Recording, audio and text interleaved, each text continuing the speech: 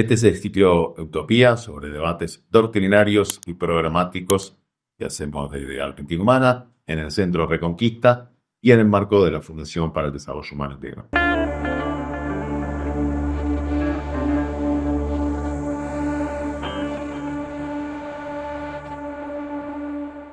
Hoy vamos a hablar de Francisco, ¿no? Vamos a aprovechar este domingo de Pascua de Resurrección para pensarlo a él y conocerlo un poco más a través de tu mirada privilegiada en este sentido. Y bueno, vos lo conociste a Francisco antes de que sea Papa. Nos gustaría arrancar que nos cuentes un poco eso, cómo fue que lo conociste en la militancia y qué fue lo que te inspiró él en aquel tiempo. La primera vez yo lo conocí a él y él no me conoció a mí, o me conoció por interpósita persona. Y fue cuando, con un abogado que sigue vinculado a nosotros, que es el abogado de Dolores Echeverri, por ejemplo, Facundo Taboada, presentamos un recurso de amparo con las cooperativas de cartoneros, que tenía por objeto fundamental abrir las guarderías para los niños del cartonero, 2004-2005. Porque lo más grave era la atracción a sangre de niños. A Papa le resultaba muy llamativo como había tanta gente preocupada por la atracción a sangre animal y no por la atracción a sangre de niños. Eso le llamaba mucho la atención, le daba mucha bronca. Y nosotros hicimos una movilización muy grande, en ese momento muy grande. El día que el juez Andrés Gallardo dicta una medida cautelar para que el gobierno cumpla. Es decir, en el marco del plan de lucha ya combinamos la lucha jurídica con la lucha callejera y todo se dio de golpe y además apareció algo que nosotros no esperábamos. Una misa de Francisco en la Catedral de Buenos Aires, Bergoglio en la Catedral de Buenos Aires, hablando explícitamente del reclamo. Sin medias tintas, hablando explícitamente del reclamo. Me acuerdo que yo estaba en la columna, las columnas eran muy difíciles de organizar porque no era un desfile de una orga, sino una marcha de trabajadores muy golpeados por la informalidad y... ¿Qué año estábamos? 2004-2005. Muy perseguidos por los gobiernos progresistas de la ciudad de Buenos Aires y en proceso de organización. Y creo que el gobierno de Iván, casi seguro que era el gobierno de Iván. Entonces ahí, estaba en la columna, viene Facundo y dice, el arzobispo está dando una homilía, vaya. Y la verdad que yo, imagínate yo que tenía alguna beta cristiana, no practicante, me daba cosa y ¿qué voy a hacer en esta catedral? Al resto de los dirigentes, que eran de una vertiente más izquierda, vamos a decir, o autonomista, y Pedro que venía a la catedral. Y los cartoneros les importaba un carajo lo que digan, pura, digamos. Por ahí sí, un poco, pero no tenían ganas de caminar las 2 cuadras hasta la catedral, porque estábamos a una cuadra y media. Bueno, fui, me quedé en la puertita y lo escuché. Ni siquiera pude escuchar todo. Y las imágenes que él usaba, más allá del contenido de las imágenes, parecieron muy fuertes, ¿no? Cuando él planteaba la atracción a divinidad. Y a partir de ahí lo empecé a leer. Empecé a leer las homilías. Empecé a leer algunos documentos. Uno que me sorprendió fue un documento sobre los diálogos entre Fidel Castro y Juan Pablo II. Fue un prólogo extraordinario, una crítica mordaz al neoliberalismo. Estoy hablando del 98, cuando estaba de moda el neoliberalismo. Cuando los antineoliberales eran neoliberales o avalaban el neoliberalismo. Me sorprendió. Después él tuvo un encuentro con Fidel cuando fue Papa, pero me sorprendió ese libro. Y después me sorprendieron algunos documentos que él ya había desarrollado. Entonces quedé con el bichito ahí prendido.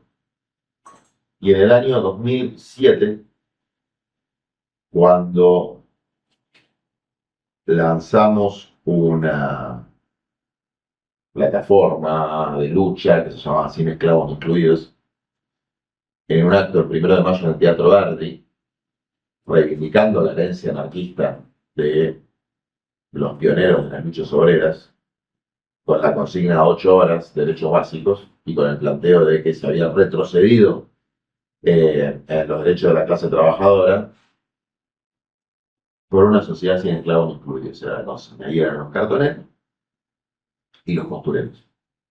El que lideraba el grupo de costureros en ese momento era Gustavo Eren, de la Alameda, que habían logrado desarrollar un polo textil y una pequeña cooperativa también, un polo textil apoyado por Linky y una pequeña cooperativa que estaba en una asamblea popular, que es la asamblea del Parque Avellaneda, con personas que habían sido rescatadas en algún punto, que se habían rescatado a sí mismas de trabajo esclavo.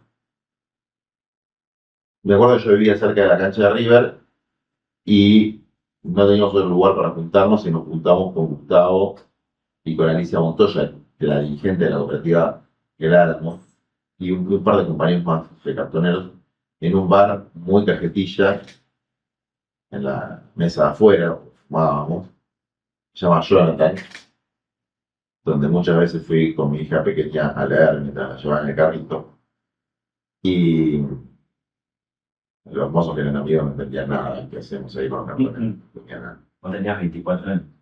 Por eso. Y poco menos por ahí. No, sí, ya 24. Y ahí yo les propuse invitarlo a los una carta, se la mandamos, creo que se la llevé yo personalmente a los obispados. Y él al día siguiente me llama.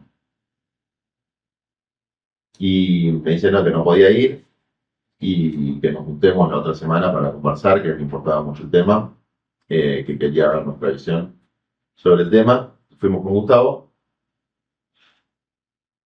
y a partir de ahí se desarrolló un vínculo de encuentros frecuentes para conversar, pero que tenía su expresión pública en las misas que se realizaron primero en la parroquia de los inmigrantes de La Boca. Fue una misa muy linda donde Bergoglio era un momento donde estaba jodida la persecución. El jefe de la policía se llamaba Valleca, si mal no me acuerdo, la Policía Federal, gobierno de Néstor Kirchner o de Cristina. Fue muy jodido, muy corrupto, regenteaba los prostíbulos del microcentro. El gobierno de la ciudad por ese entonces muy violento con los cartoneros. No había prácticamente margen de negociación, había una dirección del reciclado para hacer pequeñas políticas de 100, 150 personas, cuando había miles de trabajadores en la informalidad. Digo esto porque es importante entender que la violencia institucional y represiva no es patrimonio exclusivo de la derecha. Me acuerdo, todos son paréntesis, ¿no? Me acuerdo que un ministro de Ambiente del gobierno de Ibarra dijo desfachatadamente que él tenía los chicos buenos y los chicos malos. Los chicos buenos eran los trabajadores de la dirección de reciclado, todos pibes compañeros, pibes que venían de la facultad ciencias sociales, creo que se llama, de una agrupación llamada MATE. Y tenía los chicos malos, que eran los de la UCEP, que es lo que, perdón, del RECEP, que es lo que después se llamó la UCEP. ¿Te acordás? El grupo parapolicial que le pegaba a los cartoneros, que se lo atribuyeron al gobierno de Macri. Nació con Ibarra. Nació con Ibarra, que eran los mismos patoteros. Estaba el Tano, que era no sé de qué club, que a la tercera que nos cagamos a piña ya era cuando venía, bueno, ya está, no pedimos más. Yo hago de cuenta que los aprieto y ustedes se dan cuenta que nos pelean, y era así, ¿eh? Y era así con varios comisarios. Era bravo, muy represivo. Y con Gustavo, que estaba más metido, que nosotros lo acompañábamos fuerte con el tema trata, también era bravo. Entonces Bergoglio, en un acto bastante particular, singular, nos respalda con nombre y apellido. Es lo mismo, nos nombra, ¿no? Por una imagen fuerte, que es que los compañeros cartoneros y los costureros, liderados por nosotros, habíamos abierto el techo, habíamos roto el techo para poner en el centro de la sociedad y ante la vista de Dios a los hermanos lastimados, como en una de las parábolas evangélicas, no, no es una parábola, es un hecho de la vida de Jesús, donde Jesús estaba curando, estaba, sí, y había una multitud y rompen el techo, rompen el techo. Y después otra cosa tremenda que dijo ahí, contando una escena bíblica del Antiguo Testamento donde Moisés ve a un esclavista, sí, un empleado del emperador, por decirlo de alguna manera, pegándole a un hermano suyo hebreo. Moisés mata al esclavista. Y Bergoglio lo dice así, dice, y Moisés mató al esclavo. No edulcoró la historia real. Dijo la historia como era, mató al esclavo. Yo no había escuchado hablar así a ningún dirigente, ni religioso, ni político, ni social. Que tuviera algo que perder, ¿no? Cuando no tenés nada que perder, pues cualquier boludez. Entonces ahí se fue profundizando el vínculo y todos los años, hasta el año que lo eligieron papa, todos los años se hacía después, a partir de ese año, en la Plaza de Constitución o adentro de la estación de Constitución, la misa por una sociedad sin esclavos incluidos, que era un momento en el que se sigue haciendo, a veces fue Poli, ahora a veces va García Cuerva, a veces van el equipo de sacerdotes para villas de emergencia, obviamente con menor relevancia, no sé bien por qué, ¿no? Pero bueno, así lo siento yo. Yo no fui más, porque cuando fui la primera vez con Poli, sentí que no le gustaba el sistema. Entonces decidí no ir más. Y así, entre las conversaciones y las misas que organizamos, se fue consolidando una relación que durante mucho tiempo fue una conversación de tres con Gustavo, y después empezamos a tener muchas diferencias con Gustavo sobre el abordaje del problema de la trata. No voy a profundizar en eso porque no tiene sentido. Y pasó a ser otro tipo de conversación. Ya el último año o el anteúltimo año estuvo en Buenos Aires. Y yo siempre, fuera de la charla interpersonal y de la escucha en la misa y la presencia ahí en la misa y otras actividades que se realizaban en el medio, como por ejemplo la conmemoración de una catástrofe que hubo, masacre, podríamos decir, de 5 personas, 5 niños, en la calle Luis Vial, en un taller clandestino, que Bergoglio fue a hacer una misa ahí, o cuando fue a ver cómo trabajaban los cartoneros.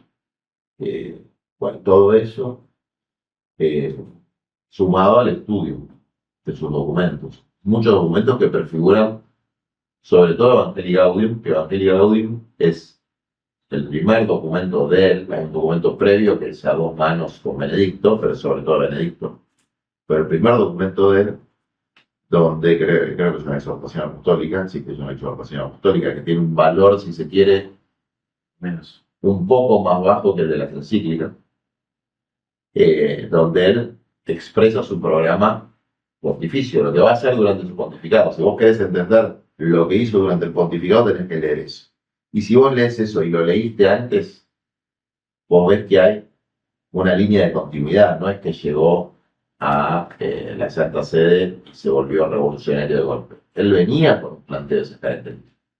Lo que pasa es que como producto de la idiotez de ciertos sectores políticos y del trabajo arduo de algunos operadores de los servicios de inteligencia norteamericanos, particularmente Berbisky, que hizo un gran esfuerzo en el primer cónclave para difamar a Bergoglio, en el cónclave lo eligieron a Benedicto, y también en el segundo cónclave, le habían puesto un poco el mote de jefe de la oposición a Kirchner, de conservador de derecha y de otras cosas más, totalmente difamatorias. Y entonces me acuerdo que incluso cuando nosotros hacíamos las misas se enojaba mucho el mundo. Por suerte a nosotros siempre nos importó un huevo las liviandades que se fijan en falsas representaciones de lo que realmente es, así que seguimos con el tema. Después, como pasa con el poder, que es muy triste, a las 24 horas que lo hicieron papa, todos los que lo puteaban, lo querían. Así funciona el poder. ¿Cómo fue ese momento que te enteraste que iba a ser papa? Porque bueno, yo me acuerdo de estar en una estación de tren por acá cerca y no lo conocía, como la mayoría, no lo conocía Bergoglio, muy poco, no lo tenía estudiado ni mucho menos, y se festejó, digamos, la kiosquera de la estación dijo, le dijeron a Bergoglio y todos sentimos un orgullo medio chauvinista del Papa Argento, pero bueno, obviamente para vos debe haber sido muy diferente. Fue parecido, porque yo estaba en una estación de tren también. No exactamente en el momento que lo eligieron, sí exactamente en el momento que se hizo la fumata blanca.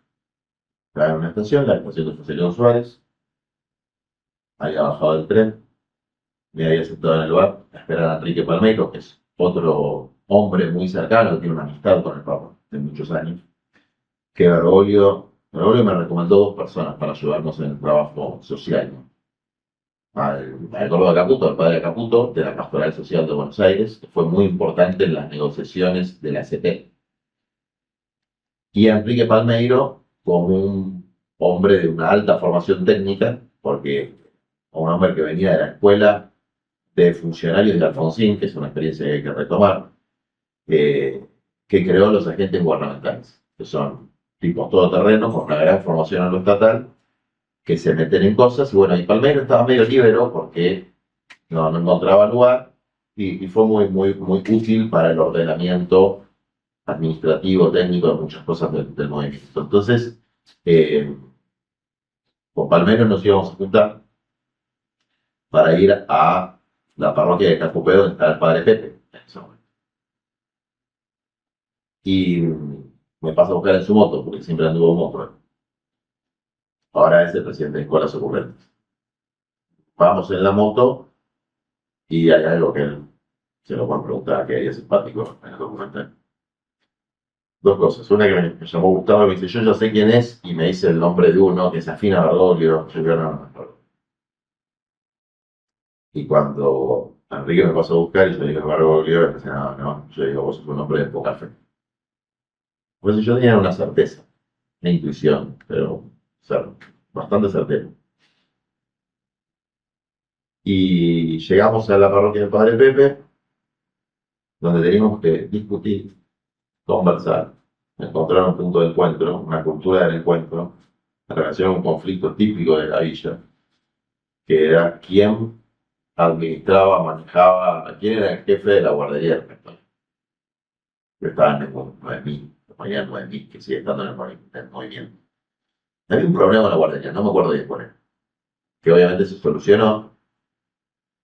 Y la verdad es que el ambiente, paradójicamente, no era tan de festejo, sino de, uy, ahora qué hacemos.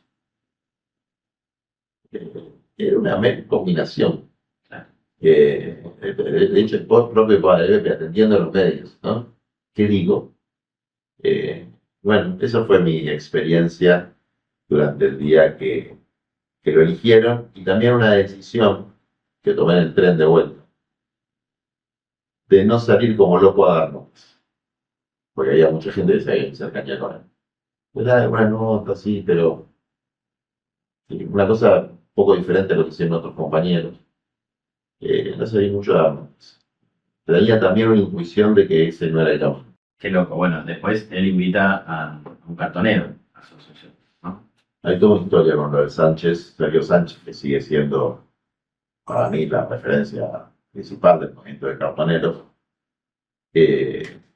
Era uno de los que iba sin falta a todas las misas, donde se presentaba como ofrenda el carrito de los cartoneros. Y Francisco, primero hubo una duda, ¿vamos o no vamos? Mi intuición me decía, no vayamos. Después él bajó una línea de que no vaya nadie. Pero, y en esto Enrique Palmeiro ayudó mucho. Y esto hay que mencionarlo porque pues, la gente que ayuda en estos momentos, si no es alburrienta, Enrique Palmeiro ayudó mucho. Para que vaya Sánchez, cartonero, y ser el nombre ahora, y un compañero de Palmeiro de Escuelas Ocurrentes, las lagunas que tengo. Fue con su uniforme de maestro y el otro fue con su uniforme de cartonero. Fueron los dos que estuvieron más cerca del papá durante la asunción. esa foto tan linda del Papa abrazándolo, antes que a los reyes del mundo, porque ahí van los reyes, las reinas, la nobleza europea, los presidentes y la pitonga, todos al bechamano. Y eso fue un símbolo muy fuerte, ¿no? Cuando yo fui por primera vez al Vaticano, que casualmente fui al bautismo del hijo de Emilio Pazzi, de Néstor, que es mi ahijado, con el que soy bastante más padrino. Y ahí él me dijo que hable con Sánchez Orondo, que en ese momento era el rector, no sé si es la palabra correcta, de la Pontífica Academia de Ciencias, que tiene dos subacademias, que es la Academia de Ciencias Sociales y la Histórica Academia de Ciencias Exactas. O sea, esa academia estuvo Galileo, la historia de Galileo se conoce mal, era un cuadro de la Iglesia Católica. Y una academia muy importante de ciencias. Sánchez Orondo la dirigió hace muchos años. Y él, la verdad, que fue muy activo en la promoción de seminarios sobre movimientos sociales, sobre la situación de los excluidos, etcétera. Seminarios que organizaban con un criterio que me podía gustar más o menos, limitados, muy variopinto. Pero lo primero que planteó Sánchez Orondo es, bueno, a mí el Papa me dijo que tenía que trabajar esto, así que vamos a trabajar la cuestión de la exclusión social. Dentro de 15 días hacemos un seminario. E invitó premios Nobel, presidente. Yo estaba ahí en el seminario. La verdad que nunca me pachité con un premio Nobel o un presidente, porque no creo que por tener un premio Nobel o ser presidente tienes razón. Así que cada uno hizo su posición y eso tuvo como un primer impacto, una primera relevancia. Y de ahí se siguieron varios más. Algunos los compartí con otros argentinos, como algunos vinculados a la trata y a las formas nuevas de esclavitud, que lo compartí con Gustavo, y otros me tocó coordinarlos hoy. O sea, han sido 2 años, o 3. Primeros años del papado, ¿no? Primeros años del papado, 2 años, hasta que se armó lo del encuentro de movimientos populares, donde ahí yo ya tuve un rol de conducción junto a España Estedi del Movimiento de Sin Tierra, a Maya Charo, que era la que coordinaba lo que antes era la JOC, la Juventud Obrera Católica, que sigue teniendo peso en algunos países de Europa del Este, etc. Y en algunos países de Centroamérica también. Como se llama Joaquín Arpután, que falleció, que era el dirigente de una red de slum dwellers, que son como villeros de India, de Sudáfrica, países del sur global, como se dice. Creo que era un sur cubano. Entonces, bueno, no todo de persona. Y empezamos con los encuentros de movimientos populares. Bien, ahora vamos a ver un video, me diste el pie, para hablar justamente de eso. Ustedes, los más humildes, los explotados, los pobres y excluidos, pueden y hacen mucho.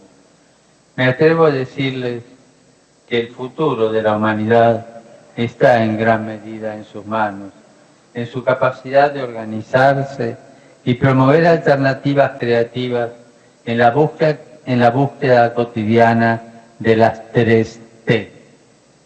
¿Recuerdo? Trabajo, techo y tierra. Y también en su participación protagónica en los grandes procesos de cambio. Cambios nacionales, cambios regionales y cambios mundiales. No se achiquen. Bueno, antes de entrar al mensaje, me gustaría ponerle un poco de contexto, ¿no? Esto fue en el segundo encuentro mundial de movimientos populares organizado por Francisco en Bolivia. Que vos estabas contando cómo empezó el primero, por ahí, profundizar un poco. En el segundo, hay una relación entre el segundo y el primero, que es la presencia de Evo Morales. No es lo más importante, es importante. Pero la presencia de Evo Morales implicaba un punto de contacto entre los procesos de organización popular de base y la política institucional. El primer encuentro fue lo que él llamó plantar una bandera. La primera vez que los excluidos de la tierra, no los que tenían una visibilidad, sino los Sergio Sánchez, los campesinos, los pueblos originarios, los castaneros, los vendedores ambulantes, los habitantes de los barrios populares y de las villas de muchos países del mundo. Y el comité organizador hizo un chequeo muy importante, que no sean turistas militantes, o sea, que sean gente con arraigo en la base y con experiencia organizativa, además de una jornada de debate de la que surge la consigna de tierra, techo y trabajo, dialogada con el Papa Francisco. Es como una consolidación de un proceso que venía de intercambio epistolar sobre la concepción de movimientos populares, por qué populares y no sociales, porque creo que es uno de los saldos de esos encuentros, que la mayor parte de los países, por lo menos hispanoparlantes, pero también en algunos angloparlantes, se use movimientos populares y no movimientos sociales, por la diferencia entre la categoría pueblo y la categoría social.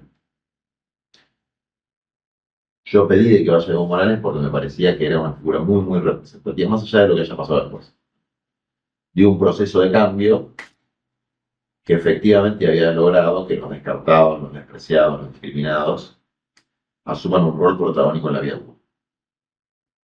Y eso Francisco no tuvo ningún problema. Algo que le puede generar problemas, porque Evo Morales no es la persona más simpática del mundo, ni para la iglesia boliviana, y en general para los sectores conservadores. Pero había un mensaje ahí, y ese mensaje era valioso. Y había también una cuestión de dar vuelta a la tortilla con ciertas cosas, que es a la Pontificia Academia o a las instancias formales de encuentros del Vaticano, no es que no iban políticos, iban un montón, pero todo derecho. Entonces ahí se abrió un poco más el panorama, ¿no? Del poliedro, de bueno, no vamos a expulsar a uno, pero tampoco vamos a expulsar a otro.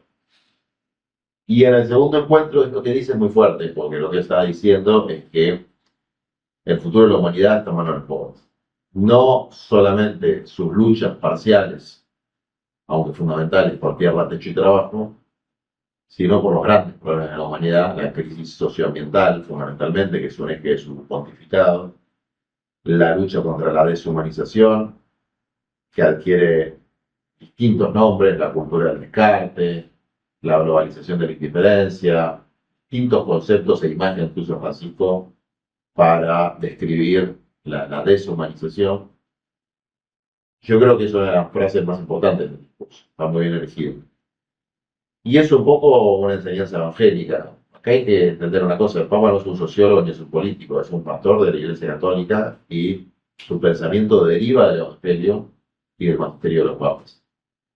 Y los apóstoles, los que hoy, el Jueves Santo, se congregan en la última cena, incluso el traidor, eran de extracción popular, eran todos laburantes y eran todos pobres. Y vaya si nos ignoran el futuro de la humanidad. Entonces, este planteo de que está en las manos de los pobres, de la periferia, como era Israel en ese momento, la periferia, una colonia totalmente secundaria en la geopolítica del Imperio Romano. Bueno, eso es muy importante, es una lección muy importante que nosotros no nos tenemos que olvidar.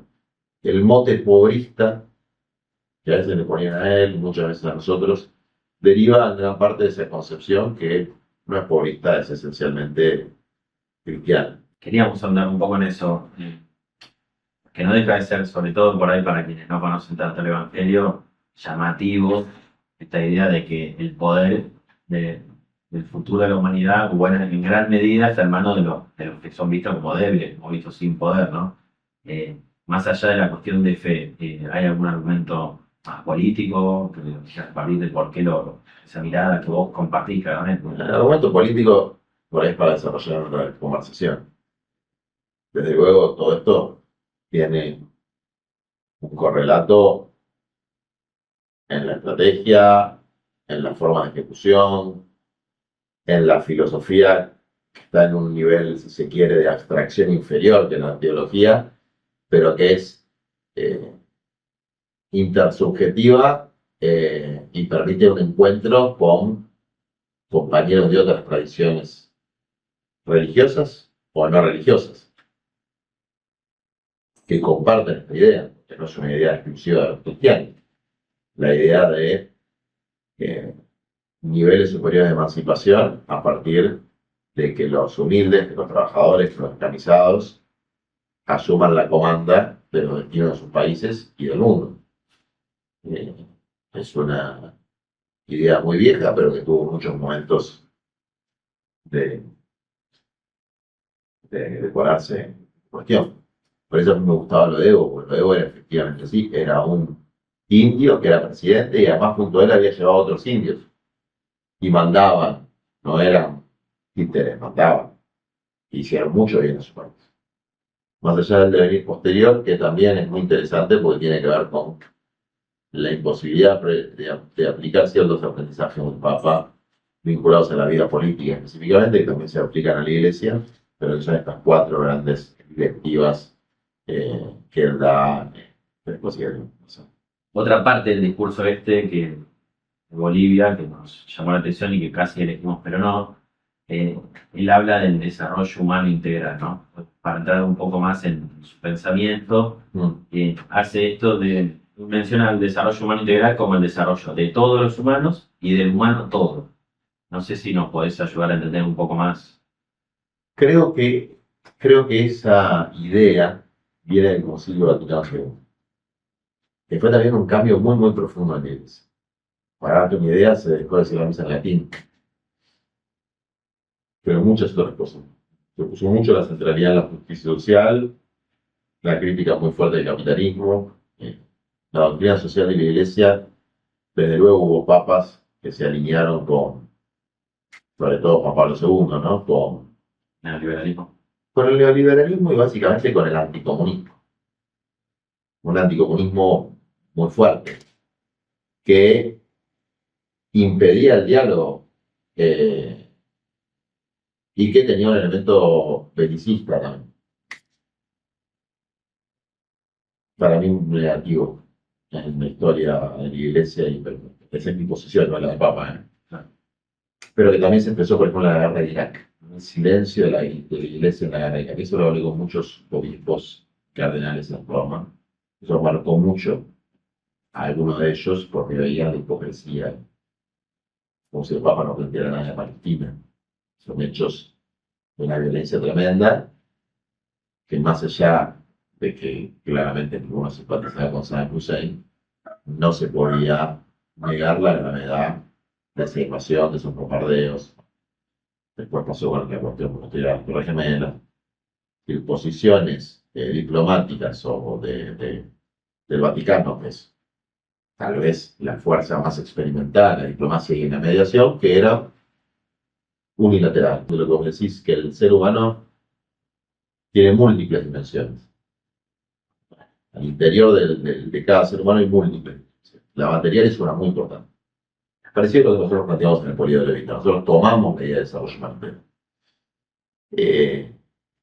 Existe la dimensión material, que son las necesidades que deben ser derechos, y son derechos sagrados. Son sagrados. La tierra, su trabajo, la salud, la educación. Al final de ese discurso hay una enumeración muy linda. Ningún campesino sin tierra, ningún trabajador sin derechos, ninguna familia sin techo, ningún juez sin esperanza, ningún anciano sin una venerable vejez. Y hay varios tópicos. Incluye la dimensión espiritual también. Es decir, el materialismo, no en el sentido filosófico del término, más allá de los debates sobre el materialismo en términos filosóficos, sino en el sentido vulgar de la palabra, ¿no? O sea, que el consumismo o que la materialidad de la vida esté tan por encima de la espiritualidad es un desbalance fuerte y es parte de la crisis ética internacional que tenemos hoy y que nos genera tantos debates, donde básicamente lo que se pone siempre en primer lugar es mi derecho a la propiedad privada, mi derecho a tener un buen salario, mi derecho a consumir, y que son todos derechos válidos, pero no puede estar encima de el amor al prójimo o de una visión espiritual de la vida, donde lo único importante no sea la materialidad, no sea la materia. Esa espiritualidad es lo que a veces los pobres tienen porque no tienen otra cosa. Esa espiritualidad en la que se encuentra muchas veces en los barrios, en los contextos de mayor sufrimiento, y eso es parte del planteo de Francisco de que desde las periferias se ve mejor. Bueno, y antes de meternos un poco más de lleno en el pensamiento de Francisco, mencionabas esto de que la iglesia por ahí en los 90 cayó en posiciones que la fueron deslegitimando. Hubo mucho escándalo también previo al papado de Francisco. Él llega a una iglesia que había perdido mucha legitimidad. ¿Vos crees que el papado de él va a marcar en ese sentido? Yo creo que ayudó a legitimar, ¿no? A que la iglesia se acerque al pueblo y que el pueblo se acerque a la iglesia. Pero ¿crees que eso va a perdurar en el tiempo, digamos? Que puede haber sido un parteaguas en algunos sentidos. Yo creo que hay que diferenciar algunos temas, que es la estructura eclesial, que es importante, ¿eh? La estructura eclesial, con su desviación del clericalismo. Y la iglesia entendida como el pueblo de Dios. La estructura eclesial lo que permite es que, por ejemplo, existan las iglesias que nosotros conocemos, los obispados, las parroquias, los curas, las monjas, que hay una forma organizativa que lleva 2000 años y que tuvo momentos muy horribles, tuvo momentos muy productivos y muy buenos. Pero en última instancia yo creo que lo más importante del Papa es señalar al pueblo de Dios como al centro de la iglesia y no como producto de un proselitismo clerical. Es decir, y al sacerdote como un pastor de ese pueblo. Entonces hay una cuestión de salir de la caja. Después, en relación a las estructuras propias de la institucionalidad clerical, creo que dio una buena batalla como un hombre que tiene una formación también vinculada a la historia argentina, en su medida y armoniosamente, es decir, no una cosa meramente retórico-testimonial, y una cosa muy fuerte con el tema de la pedofilia, muy fuerte. Si uno ve los nuevos casos, bajaron mucho, generó estructuras de prevención muy fuertes. Una pelea muy fuerte contra la corrupción financiera que había en la Santa Sede.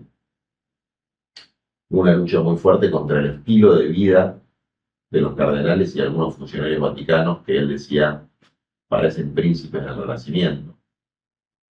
Y lo hizo de un modo indirecto, haciéndole sentir vergüenza, señalándolos permanentemente. Recuerdo la primera vez que fui a Santa Sede, a Santa Marta, en los estacionamientos del Vaticano había unos autos que daban vergüenza. La segunda vez que fui ya no estaba más los autos. La primera vez que fui el personal tenía guantes blancos. Y la segunda vez que fui ya no tenía más guantes blancos ni la mirada ancha. Entonces, esos fueron cambios que creo que va a ser muy difícil revertir, porque hay una vez que le será que los guantes blancos no se los ponen. Bueno, entrando más al pensamiento de Francisco, queríamos compartir con vos una serie de máximas que él usa bastante, en las cuales pone una cosa por encima de la otra, ¿no? Que lo hace recurrentemente. Parece quizás una forma de no negar, ¿no? Lo otro, sino de Muy bien. poner por encima, pero darle un valor al otro también, ¿no? La primera que queríamos charlar con vos es lo de la realidad superior a la idea. ¿Cómo entendés vos? Esto es un conjunto de máximas, que son guías para la acción. Es metodológico, no es de fundamento, es de método. Hay algo previo a eso, que es el fundamento, que es el fin. Y en el fin es donde aparecen los pobres con esa centralidad y aparecen elementos bíblicos, evangélicos, que son el dogma sobre el que se construye la doctrina. Y ese dogma está en las bienaventuranzas, ese dogma está en Mateo 25, que es el protocolo de la salvación, dice él, esa famosa parte donde Jesús le dice a todos que cuando le dieron de beber a un sediento, le dieron de comer a un hambriento, vistieron a un desnudo, alojaron a un migrante, bueno, una serie de cuestiones vinculadas a la solidaridad que puede ser en las relaciones persona a persona o en las macro relaciones políticas, o cuando hace el discurso de los de los escribas y fariseos, que, bueno, los hipócritas, ¿no? Es decir, los puntos fundamentales del dogma son sobre lo que se montan los métodos que él, con mucha experiencia en el gobierno de la iglesia, primero en la provincia jesuítica, después de un arzobispado muy importante, fue aprendiendo. También viendo la política, cómo se movía la política latinoamericana, porque él tuvo un rol muy importante en la redacción del documento del CELAM. Y esos principios es necesario leerlos, es difícil resumirlos, yo a veces los resumo, pero esta idea de, ¿cuál me dijiste vos? La realidad es superior a la idea. Bueno, esa es una de las cuatro, la realidad de la idea, El tiempo es superior al el espacio. tiempo y el espacio. Todo es superior a la parte y la unidad es superior a la parte. Bueno, entonces, cada una de esas tiene adentro mucho más de el título, es el título. La realidad superior a la idea, bueno, es el más, por ahí, más fácil de explicar, que la ideología, decía Marx, para la ideología también es polisémica, se puede utilizar en términos de cosmovisión y filosofía, que es algo muy positivo, pero Marx lo usaba en un término muy parecido al que lo usaba Benedicto XVI, y que es el que retoma Francisco, que yo lo resumo, voy a decir la de Marx porque no me acuerdo, que es una falsa representación de la realidad. Cuando uno parte de una representación de la realidad, es decir, de una idea que no surge de la realidad misma, sino que surge de conocimientos librescos, de modas ideológicas, de informaciones que circulan parciales, eso se convierte en una falsa representación de la realidad que es de un rango inferior a la posibilidad de conocer la realidad a partir de la realidad misma. Esto se expresa claramente en el mundo de la lucha por la justicia social, de los más pobres, es decir, los teóricos sin pueblo, los charlatanes sin experiencia organizativa, en general dicen boludeces. Algunos son marcianos, dicen boludeces muy grandes, de izquierda o de derecha, o de centro, no importa. Algunos son menos marcianos, dicen cosas complacientes, que enseñan los estrategas políticos, los enseñan el marketing. Y otros por lo menos hacen un esfuerzo, o hacemos un esfuerzo, por construir nuestras categorías filosóficas a partir de la realidad. Que vemos, que sentimos, que oímos, que palpamos. Y eso es lo que aprendimos. En realidad es algo que hacíamos antes, pero que nos reforzó. Y después hay muchas cosas. Tiempo superior al espacio, hay dos temas ahí en ese título que diferenciar el tiempo del momento. Y como estamos en una era, ya estamos pasando a otra era, que ni siquiera es la era TikTok. Hay otras cosas más complejas que hay unas de redes sociales que no terminamos de entender. Por ahí me enteré ayer que On TV o algo por el estilo, no, para el otro Ya día. va a llegar. Pero el momento es Instagram, es el instante. Y el tiempo es un proceso largo. Y tiene que ver con que uno puede decir, por ejemplo, el Papa es un Papa revolucionario, sí es un Papa revolucionario, pero es un Papa revolucionario anclado en una tradición milenaria. No vino a inventar la rueda, no vino a inventar un nuevo evangelio, no vino a traer una nueva religión. Y nosotros, en nuestro proceso político, no vinimos a inventar lo nuevo, no vinimos a inventar una nueva doctrina, vinimos a incorporarnos, porque somos parte de una identidad nacional, popular, latinoamericanista, que existe por lo menos hace 200 y pico de años, no 2000, pero 200 y pico de años. Y tiene elementos cristianos, como no podría ser de otra manera, porque es parte de la identidad de nuestro pueblo. Entonces, Y eso del tiempo superior al espacio tiene otra cosa que para mí es fundamental, que es la diferencia entre ocupar espacios y promover procesos. Que es fácil de decir, pero es difícil de hacer. Pero es una máxima fundamental. El militante y sobre todo el dirigente que no está para promover procesos en los que se siembre algo que después no va a haber, no va a haber el día que se muera, y está obsesionado por los espacios, porque prioriza los espacios. No es un agente de cambio. Como decir lugares, ¿no? O cargos. Claro, eso podría ser la representación más grande de los espacios y el cargo, pero hay microdisputas de espacio en todos lados, y todos somos parte de eso, y a todos nos pasa. El problema es entender de que eso no es lo prioritario y desconfiar de nosotros mismos cuando nos pasan esas cosas. Y bueno, hasta acá sí, hasta acá no, no enroscarse, que ahí viene el otro, que es la unidad superior del conflicto, que no es, estamos todos unidos de la manito. El conflicto en una sociedad es inevitable, como es inevitable en una familia. Hay intereses contrapuestos, algunos más antagónicos, otros menos antagónicos, pero hay intereses contrapuestos que solamente se pueden superar sufriéndolos en una lucha. En una lucha que tiene que tener una síntesis superior a la previa. Pero hay dos desviaciones, una es hacerse el tonto, negar el conflicto, procrastinar el conflicto. Y otra cosa es romper todo. Es decir, quedar atrapado en una mentalidad de guerra, de destrucción, que la destrucción, desde el punto de vista evangélico, no se aplica ni para el enemigo. Se puede usar como metáfora, yo lo uso así como metáfora. Pero el amor a los enemigos tiene la sabiduría de que cuando se espiraliza la locura del enfrentamiento, eso termina mal. En algún momento tiene que terminar. Y ese momento que termina, los que participaron en el conflicto, o al menos una de las partes, tiene que mostrar que logró una síntesis superior. Porque si no, el conflicto fue puro sufrimiento. Entonces, sufrir el conflicto está bien, pero sufrirlo para una síntesis superior. Me gusta esto de sufrir como no gozarlo, ¿no? El riesgo de agarrar el vicio de estar todo el día en conflicto con el conflicto en sí mismo. Sí, van a tener la adicción, porque el conflicto es adictivo, que es una lógica. Es una lógica de funcionamiento. Entonces, ahora, esa lógica del conflicto permanente es destructiva y es dañina en general, pero sobre todo cuando ese conflicto no lleva a nada mejor.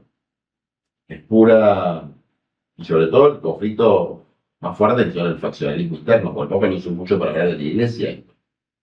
No es que está hablando de partidos políticos o de guerras, también para el faccionalismo interno de la iglesia, donde hay posiciones, por eso la sinodalidad es un concepto importante del Papa, que es caminar juntos. Hay posiciones contradictorias o conflictivas que se tienen que sintetizar, y para eso se tienen que sufrir. Y todo el mundo tiene que ser capaz de salir de su verdad relativa, porque nadie tiene el monopolio de la verdad. Bueno, eso no es negociar, porque hay cosas que no se pueden negociar, sino sintetizar, que es distinto. Bueno, clarísimo. Y para terminar, como este video va a salir el domingo de Pascua de Resurrección, mirando si querés a tu cámara, si querías dejar algún mensaje para las familias, para el pueblo argentino en estos tiempos tan difíciles. Yo escribí un artículo de los días previos a la Pascua, pero en el que tuve como una revelación sobre los huevos de Pascua. Porque la Pascua para la mayor parte de los chicos van a ser los huevos de Pascua. No va a ser hablar de Jesús. Entonces uno puede tener de eso una visión casi despectiva, ¿no? Como cristiano, como católico, ¿por qué no hablan de Jesús? Ojalá se hable. Pero el huevo de Pascua es un símbolo importante. Un símbolo, no, una materialidad importante de lo que pasa en la realidad de nuestros chicos, que es con tanto sufrimiento que tienen los pibes, tantas presiones, en su mente, su cerebro, porque la dopamina que generan las redes sociales es muy poderosa, en los contextos de violencia que sufren, que te regalan un chocolate, quiere decir que hay alguien que te quiere. Tu papá, tu mamá, tus amigos, o quién sea, tus hermanos, tus tíos, tus abuelos. Hay alguien que te quiere y quiere que la pases bien un rato, que seas feliz por un rato. Quisiera que seas feliz siempre, pero no puede, porque eso no es comprar chocolates, pero te lleva un chocolate y el pibe es feliz. Entonces, por algo Dios hace las cosas, si se quiere. Por ahí no se logra el símbolo, aunque el huevo tiene una carga simbólica importante, aunque dentro del huevo siempre hay una cosa linda, que es una esperanza. Pero más allá de eso, que son interpretaciones que uno puede hacer a posteriori, están dando algo para que estés bien. Y si alguien te da algo para que estés bien es porque te quiere, ¿no? Entonces, denle huevo de Pascua a los chicos. Es bueno. Si no les gusta el chocolate, algo de otra cosa. Ese es el mensaje. O sea, quieran a los niños y a las niñas que van a recibir estos huevos de Pascua, y si no tienen para comprar un huevo de Pascua, hagan una rosca de Pascua, y si no tienen para una rosca de Pascua, inventen algo. Porque en un momento de tan choto del país, por lo menos ese sentido de amor es muy importante, alivia. Y aprovecho para decir un poco algo que me interesa plantear, que es la figura de Judas. Cada vez la estudio más. Judas aparece muy poco en el Evangelio, pero aparece en un momento, hay dos situaciones. Judas es el que maneja la caja, como dice, maneja la bolsa. Los discípulos de Jesús vivían en una suerte de cooperativa económica. Todos ponían y con eso vivían y le daban a los que necesitaban, etc. Y esa la manejaba, era el secretario de finanzas, vamos a decir. La manejaba Judas. Y robaba. Decían que robaba. Era corrupto. Pero aún siendo Judas corrupto y siendo uno de los 12, los apóstoles seguían funcionando. Es decir, la corrupción estaba dentro del círculo íntimo de Jesús. ¿Eso le quita carga moral a la corrupción? No. Sigue siendo, para decirlo en términos religiosos, un pecado grave o un crimen político grave, en el caso de una cuestión política, como se quiere llamar. Muy grave. Pero marca un poco esto de que no hay pureza, incluso en lo más puro. Y otra escena, que para mí tiene una tremenda carga, es cuando Jesús vuelve ya prófugo prácticamente, ya con la condena a muerte, ya sabiendo que lo van a matar, ya abrumado, porque también era una persona, y va a lo de sus amigos, dos Marías y Lázaro, y una de las Marías es como una caricia, ¿no? Para entenderlo, es esto de que había el perfume, etc. Y hace como una caricia. Y precisamente Judas es el que impugna ese efecto, porque lo hace con un perfume, impugna ese efecto, desde una moralina que muchas veces es directamente proporcional a la ambición. ¿Cómo van a gastar ese perfume en vez de dárselo a los pobres? Y yo le comento una cosa como, déjate joder. Déjate joder. Aproveche que el maestro está, ¿no? Déjate joder. Ahora, yo le quiero traer como, déjate joder, que si yo ya el perfume de la muerte lo llevo, si me van a torturar, después lo que yo pienso. Déjame que me haga una caricia, ya van a sentir el otro. Sí, y es una cuestión también de contacto físico, ¿no? Que es algo muy difícil para la iglesia entender. El contacto físico entre un hombre y una mujer. Algo de la corporalidad. Y viene la moralina. Y viene la moralina del corrupto. Y viene la moralina del que le busca el pelo al huevo. Y es un mensaje muy fuerte para nosotros. Cuando tenemos la tentación de la moralina, o de buscarle el pelo al huevo, es hoy no. Hay que pensar muy bien, muy bien. Porque Judas no era un enemigo, era parte de su círculo, era de sus amigos, sus discípulos. Hay que pensar muy bien en los señalamientos que se hacen. Porque generalmente esos señalamientos están dados por el mal espíritu, no por algo bueno. Hay una mala intención atrás de eso, aunque uno no la comprende. Y de hecho hay como unas reglas que también las dice Jesús sobre cómo hacer para corregir algo que uno piensa que está mal. Primero se lo tiene que decir a la persona que él piensa que está actuando mal, en privado, no exponerlo. Después tiene que hablar con dos más, dice dos más. Decírselo con dos más. Recién después hablarlo colectivamente. Y finalmente expulsarlo. Si es una falta grave, que daña el conjunto. Pero ese señalamiento que hace de una conducta moralmente reprobable desde el punto de vista de una idea muy estrecha de lo que son las reglas a seguir, y encima usando a los pobres. Es decir, al que había dejado y dejó su vida con pobres, lo estaba acusando de malgastar un perfume que le podría haber dado a los pobres. Eso es moralina, no es entrega. Y después la traición, que tampoco es por admisión. La traición simboliza en las 30 monedas, que es un precio barato. Es la negación radical del mandamiento fundamental de Jesús, que es amar al prójimo como a uno mismo, amar a Dios sobre todas las cosas, como uno mismo, hay distintas formulaciones. O uno más fuerte todavía, que es no hay mayor amor que dar la vida con los amigos. Los amigos son los amigos personales, son compañeros, los más humildes. No hay mayor amor que dar la vida con los amigos. Judas es al revés. Entrega la vida de su amigo a cambio de un precio. Y el mensaje es, lo que tiene precio es barato. El precio es pequeño. Después del suicidio de Judas hay mucho para analizar. Pero lo interesante es que él tira las monedas, las tira, las devuelve.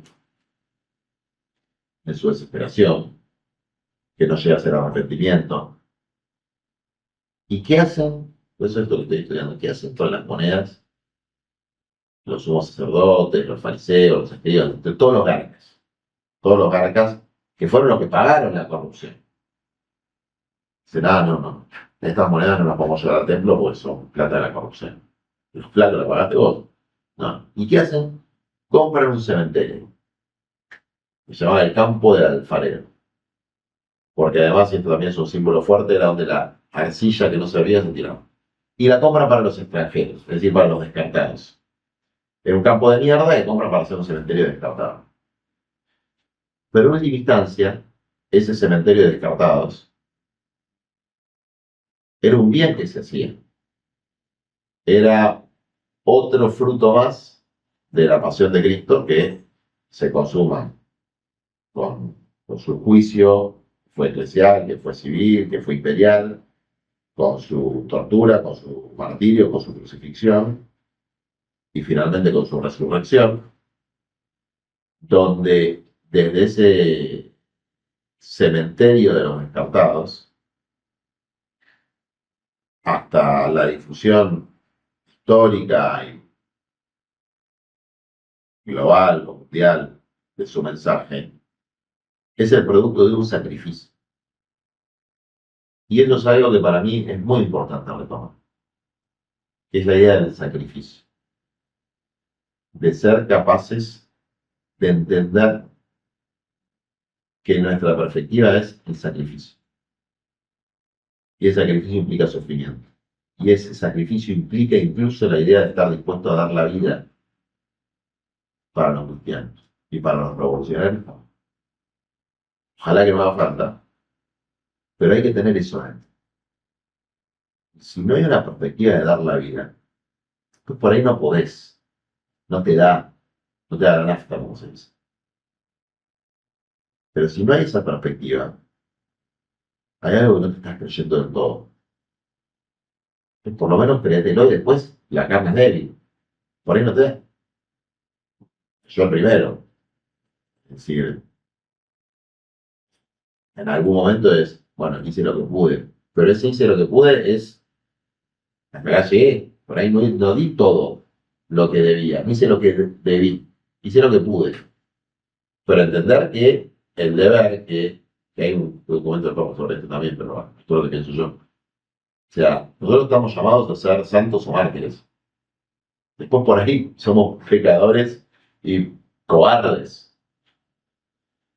Pero lo que sucede en nuestra sociedad, que al que busca eso y al que reivindica el heroísmo de la santidad y del martirio, si se quiere, se lo desprecia. Y eso es Judas. Eso es lo que Kierkegaard llamaba la angustia del bien. La gente que busca el bien le genera una mezcla de envidia, odio, angustia y resentimiento a la gente que no tiene la fortaleza para buscar el bien. No tiene la fortaleza. Esta es una idea profunda. ¿Sí? Cuando nosotros vemos el desprecio que hay, vamos a sacar por nuestros movimientos o por nuestros dirigentes, cuando se agarran con Juan Carr de la red solidaria. Con las posibilidades de los barrios. O con las cocinas de los barrios. Pero parece que las cocinas de los barrios, los gorilas podían decir, estas son negras, que les pagan. Ponele que podían tener alguna sospecha válida, que es mentira. Todo el mundo sabe que es mentira, que las cocineras afanan, que yo afano, todo el mundo sabe que es mentira, pero sirve como una excusa autoindulgente. Eso es autoindulgencia. Yo no hago una mierda por los demás, pero este es un ladrón. Entonces te permite sentirte menos mierda. Y eso pasó con Juan Carlos. ¿Por qué no te lo llevas a tu casa? En vez de llevarlos a la cancha de River, lo que era que a la gente en situación de calle en un momento de frío. Es decir, ¿qué le están diciendo? No le están diciendo, no lo hagas más porque hay que ser egoísta en la vida. Mienten, buscan un subterfugio y quieren destruir el propio concepto de hacer el bien. Entonces lo están acusando de no ser lo suficientemente bueno, pues no se lo lleva a su casa. Eso es el pensamiento de Judas. Ahí está el mal, en el que no puede tolerar el mero concepto de que haya personas que quieren actuar contra la lógica del sistema mundano. Y ahí hay un desafío fuerte, hay una batalla cultural fuerte, que es volver a poner la carga del bien y la carga heroica a las cocineras de los comedores comunitarios, si se quiere, ni siquiera heroica, por lo menos la aceptación o la valoración. Y a Juan Carlos, que no es compañero nuestro, o Margarita Barrientos, que no es compañera nuestra, pero que hace algo. Y aunque se desvíe en lo que hace, la esencia de lo que hace está bien. No es un curro en sí misma. Puede convertirse y devenir en algo incorrecto, pero en sí misma está bien. Como estaban bien los 12 apóstoles, aunque hubiera un curro acá dentro de los 12. Entonces ahí nosotros tenemos pautas muy claras como reafirmar nuestra posición, en la que podemos equivocarnos, puede haber corrupción adentro nuestro, pero lo que estamos haciendo en esencia está bien. Y cuando nos atacan diciendo que deberíamos hacer cosas superiores a las que hacemos, los que lo dicen son precisamente los que están imbuidos por el espíritu de Judas.